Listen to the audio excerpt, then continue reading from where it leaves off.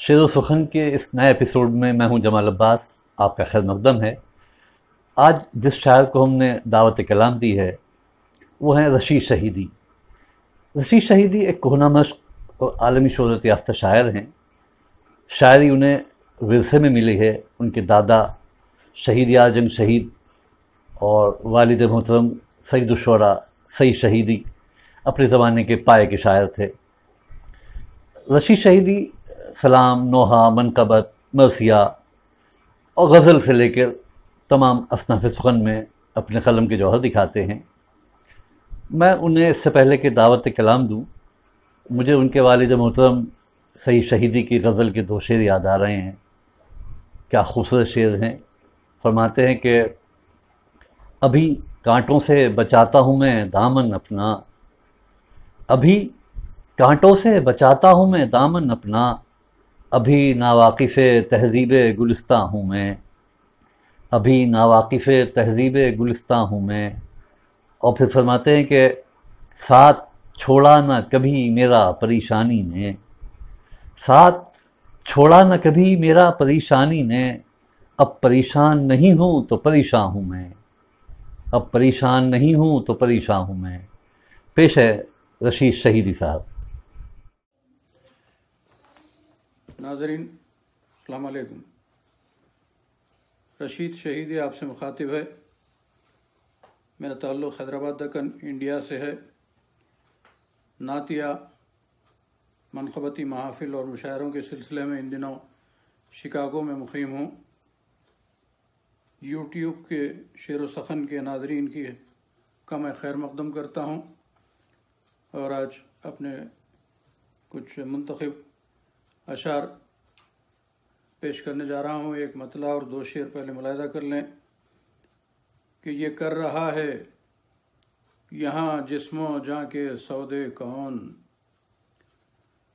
یہ کر رہا ہے یہاں جسم و جاں کے سودے کون، اگا رہا ہے فضا میں لہو کے پودے کون، یہ کر رہا ہے یہاں جسم و جاں کے سودے کون، اگا رہا ہے فضا میں لہو کے پودے کون، عجیب قحط ہے ہر سو تسلیاں ہیں اداس، عجیب قحط ہے ہر سو تسلیاں ہیں اداس، تمام شہر ہی بھوکا ہے کس کو جو دے کون، عجیب قحط ہے ہر سو تسلیاں ہیں اداس، تمام شہر ہی بھوکا ہے کس کو جو دے کون۔ اب ایک شعر اور ملاحظہ کریں کہ وہ ایک دیا جو جلاتا تھا 100 چراغوں کو، وہ ایک دیا جو جلاتا تھا 100 چراغوں کو، ضیا وہ مانگ رہا ہے اب اس کو لو دے کون، وہ ایک دیا جو جلاتا تھا 100 چراغوں کو، ضیا وہ مانگ رہا ہے اب اس کو لو دے کون۔ غزل کا مطلب پیش کر رہا ہوں کہ یہ تنہائی کے سناٹے بھی اکثر بول سکتے ہیں، یہ تنہائی کے سناٹے بھی اکثر بول سکتے ہیں، اگر ہو سننے والا دیدہ تر بول سکتے ہیں، یہ تنہائی کے سناٹے بھی اکثر بول سکتے ہیں، اگر ہو سننے والا دیدہ تر بول سکتے ہیں۔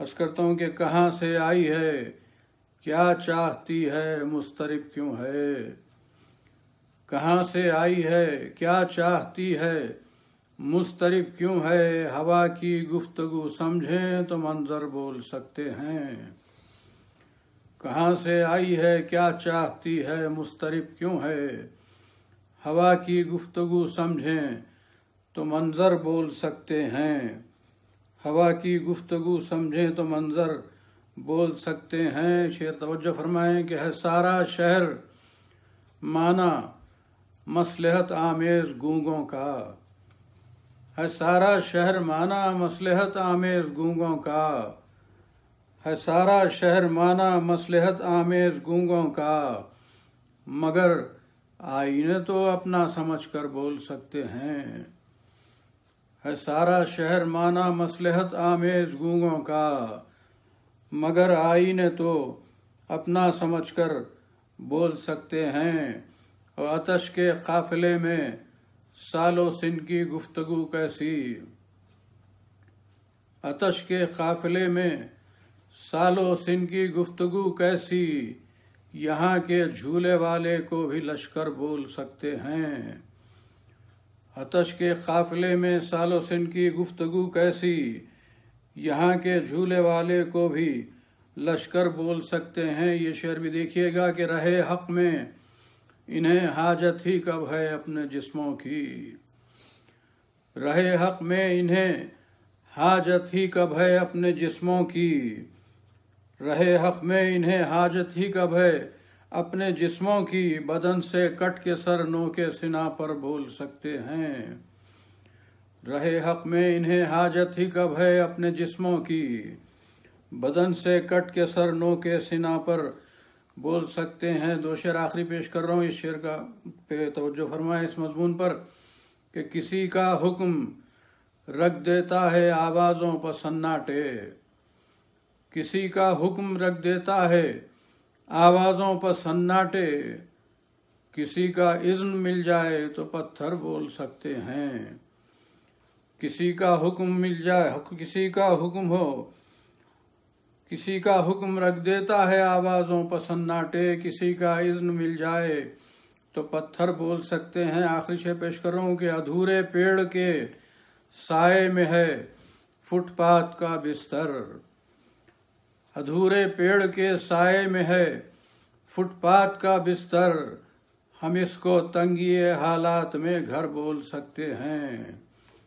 अधूरे पेड़ के साए में है फुटपाथ का बिस्तर, हम इसको तंगी हालात में घर बोल सकते हैं। ये तन्हाई के सन्नाटे भी अक्सर बोल सकते हैं, अगर हो सुनने वाला दीदे तर बोल सकते हैं। शुक्रिया। दोस्तों, आपको ये वीडियो कैसा लगा? आप अपनी राय से हमें आगाह कीजिए। इस वीडियो को आप लाइक कीजिए, शेयर कीजिए, सब्सक्राइब कीजिए और हमें इजाज़त दीजिए अगले एपिसोड तक के लिए। खुदा हाफिज़।